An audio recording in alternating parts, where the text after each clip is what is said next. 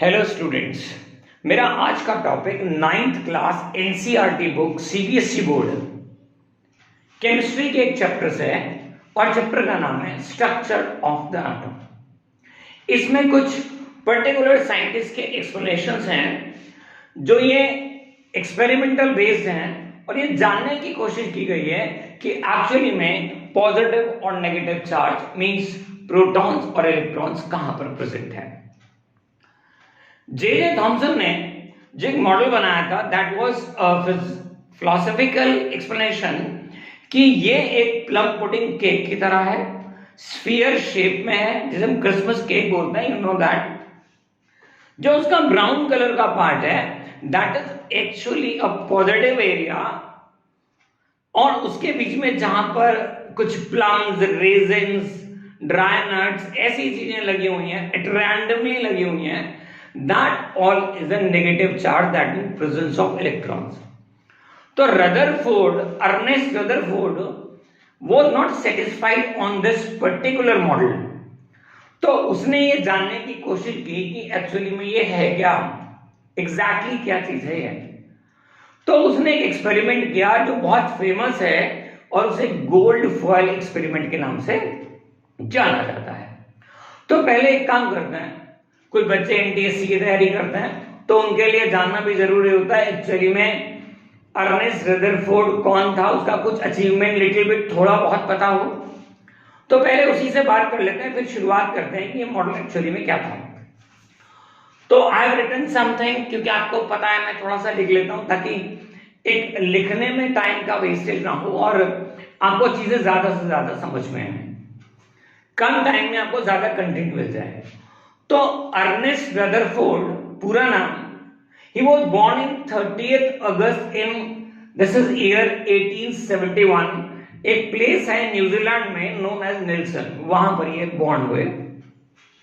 इन्होंने 1908 में Nobel prize award मिला और ये अवार्ड था उनकी केमिस्ट्री के लिए, because he was behind the discovery of disintegration of the radio active elements, की एक्चुअली में रेडियो एक्टिव एलिमेंट्स, जैसे मैं आपको एक दो नाम बता देता हूं, यूरेनियम, पोलियम, थोरियम, ये सब रेडियो एक्टिव एलिमेंट्स हैं।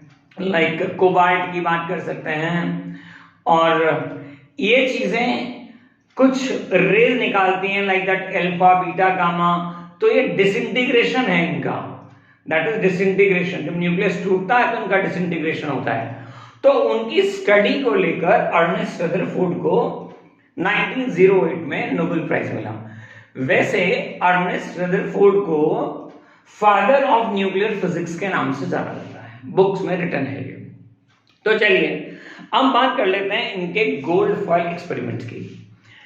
इस एक्सपेरिमेंट में इन्होंने एक गोल्ड फॉयल लिया, बहुत थिन, कह सकते हैं 1000 एटम थिक। अब सबसे पहला क्वेश्चन ब्रेन में क्या पूछता है कि सर इन्होंने गोल्ड फॉयल क्यों यूज किया और कोई क्यों नहीं। तो it is very simple answer कि दुनिया का सबसे मैलिएबल मेटल गोल्ड है। मैलिएबल क्या प्रॉपर्टी होती है? That means any metal can be hammered and turn up into the sheets, उन्हें शीट्स में बदला जा सकता है। तो ये सबसे पतली शीट में बदला जा सकता है, ठीक है। और 1000 एटम थिक ले लिया, इसके पीछे एक स्लिट लगाया। स्लिट से मेरा मतलब है स्क्रीन लगाई और स्क्रीन के ऊपर एक जिंक सल्फाइड का कोटिंग कर दिया। ये शायद बात बहुत बच्चों को कम पता होगी। उन्होंने कोटिंग किया जिंक सल्फाइड का जो फ्लोरोसेंट था। फ्लोरोसेंट से उनका मानना यह था रदरफोर्ड का कि अगर इसके ऊपर अल्फा पार्टिकल्स बम्बार्डेड किए जाएंगे तो अगर वो दूसरी तरफ निकले तो उनके पैचेस बनेंगे फ्लोरोसेंट उस पर और चमक पैदा होगी, जिससे समझ में आएगा कि यहाँ पार्टिकल्स इस तरफ निकल रहे हैं। ये मोटिव था। फ्लोरोसेंट स्क्रीन लगाना, जिंक सल्फाइड की कोटिंग करना, ये एक बर्स्टिंग आउट ऑफ पार्टिकल्स जो वो चमक पैदा करेंगे, इसको मैंने एक वर्ड में लिखा है, दिस इज द सेंट्रलेशन। ये वर्ड मैंने लिखा है, इसके लिए प्रॉपर्ली यूज किया है, राइट। और उसके ऊपर इन्होंने अल्फा पार्टिकल्स को डाला alpha particle actually identical to helium atoms होते हैं जिनका एटॉमिक मास 4 यूनिफाइड है, that is a positively charge particle. Heavier particle positively charge. Heavy इसलिए क्योंकि वो जानना चाहता था कि कहां तक वर्क करते हैं। ठीक है, तो चलो बच्चों हम आगे बढ़ते हैं कि ये देखते हैं कि इसने एक्सपेरिमेंट ये क्यों किया। इसने एक्सपेरिमेंट जब किया तो क्या बातें थी, फिर उसने ऑब्जर्व क्या किया, फिर उसका कंक्लूजन क्या था, और लास्ट में अगर कोई ड्रॉबैक था तो वो क्या था। तो when he done this experiment with the help of a detector, तो अल्फा पार्टिकल्स उसने ये देखा कि most of the particles straight निकल गए, सीधे निकल गए। बहुत कम रेशियो पार्टिकल्स का ऐसा था जो कुछ स्मॉल एंगल्स पे डिफ्लेक्ट हो गए, और करीब 12,000 पार्टिकल्स में से एक पार्टिकल एटलीस्ट 100% बाउंस बैक हो गया, वापस आ गया। This was really amazing, surprising था ये। और ये बिल्कुल ऐसा ही गेम था जैसे कि आप एक वायर बांध लो और आपके पास कुछ स्टोन्स हो, मार्बल्स हो, और आपको ये बोला जाए कि इस वायर को हिट करना है मार्बल से, तो 90% ऑफ द मार्बल्स आपके स्ट्रेट चले जाएंगे क्योंकि आसपास की जगह बहुत खाली है। ठीक है, कोई हो सकता है कि उसके एज पर लगे और लगने के बाद वो एक एंगल पर डिफ्लेक्ट हो जाए, और बिल्कुल 1% चांस है क्या कि कोई वायर के सेंटर पे टकराया और बाउंस बैक हो गया। तो बिल्कुल कुछ ऐसा सा ही यहां पर हुआ। तो उसने इसके बाद इसके कुछ ऑब्जर्वेशंस दिए। क्या ऑब्जर्वेशन दिए बच्चों, ये पूछे जाते हैं टर्म 2 एग्जाम के पेपर में, टीचर ये बहुत पूछते हैं कि व्हाट वर द ऑब्जर्वेशंस, क्या थे ड्रॉबैक्स क्या थे। तो उसने ऑब्जर्वेशन क्या दिए आपको कि जैसे मान लीजिए मैक्सिमम पार्टिकल तो सीधे निकल गए स्क्रीन पर, स्लिट पर आ गए, तो ही सेड दैट के यहां पर मैक्सिमम स्पेस तो आपका एम्प्टी है, खाली है भाई, तार की तरह खाली, निकल गए सब, भाग जाओ। तो वो भाग गए, सारे पार्टिकल निकल गए, चले गए, स्क्रीन पे पहुंच गए। एंड दैट अब उसने देखा कि बहुत छोटे एंगल्स पे डिफ्लेक्ट भी हो रहे हैं, तो उसने फिर क्या सोचा, उसने एक पॉइंट दिया, ये पॉइंट दिया कि इसका जो पॉजिटिव चार्ज है ना, वो कहीं पर बहुत स्पेस, बहुत छोटी स्पेस ऑक्यूपाई कर रहा है, वेरी स्मॉल स्पेस ऑक्यूपाई करता है, इसका पॉजिटिव चार्ज जो इसके अंदर है। ये उसका सेकंड ऑब्जर्वेशन था। अब थर्ड ऑब्जर्वेशन किस बात पे होना चाहिए, क्योंकि ये 180 पर बाउंस बैक भी हो रहा है, तो जो 180 पर बाउंस बैक हो रहा है, मैंने 180 डिग्री लिखा भी है, देखो ध्यान से, कि इस पूरे गोल्ड एटम का मास,